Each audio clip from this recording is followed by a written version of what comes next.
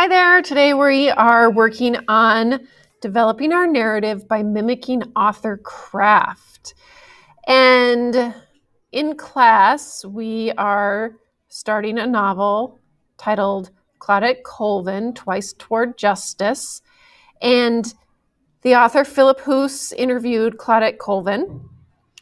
She is kind of unknown in the history books, but people are beginning to know her name because she refused to give up her seat on a bus in Montgomery, Alabama, 8 months before Rosa Parks did.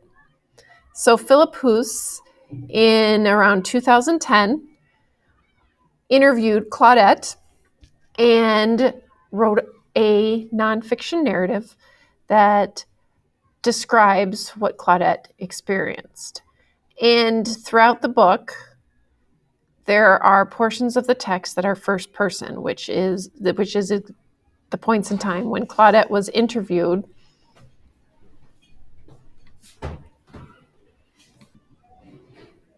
This portion of the text I'm going to read is in first person. These are Claudette's words. And as her story is told in this nonfiction book that we are reading in class, there are portions that are in first person, which is the point that I'm going to read to you today. There are portions that are more of a sequential summary of the events that took place. So what I'm going to read today is the portion that is in first person. This is exactly what Claudette shared with Philip Hoos.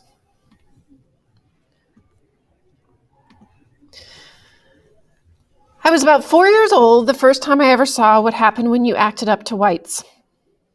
I was standing in line at the general store when this little white boy cut in front of me. Then some older white kids came in through the door and started laughing. I turned around to see what they were laughing at. They were pointing at me. The little white boy said, let me see too. For some reason, they all wanted to see my hands. I held my hands up, palms out, and he put his hands up against my hands, touched them. The older kids doubled up, laughing. My mother saw us, and she saw that the boy's mother was watching. Then my mom came straight across the room, raised her hand, and gave me a backhand slap across my face. I burst into tears. She said, don't you know you're not supposed to touch them? The white boy's mother nodded at my mom and said, that's right, Mary. That's how I learned I should never touch another white person again. And so as I work on developing my narrative, I want to keep in mind that one way authors develop their narrative is by mimicking author craft.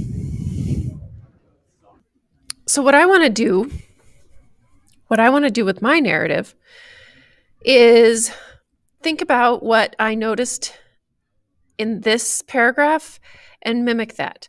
So, for example, something I noticed in this paragraph that I really liked is the fact that Claudette Colvin shared a memory moment, and she started with, I was about 4 years old the first time and I can use that with my own writing. Another component of this that I like is where she also jots down, that's how I learned I should never touch another white person again, kind of like that lesson learned. So I want to use that in my own paragraph that I create. So since my writing is about waking up in the morning, my chronic snooze button problem, I'm going to write about, I was about years old when I learned and realized that I had a chronic snooze button problem. So when I realized my morning routine was troublesome, I was in college.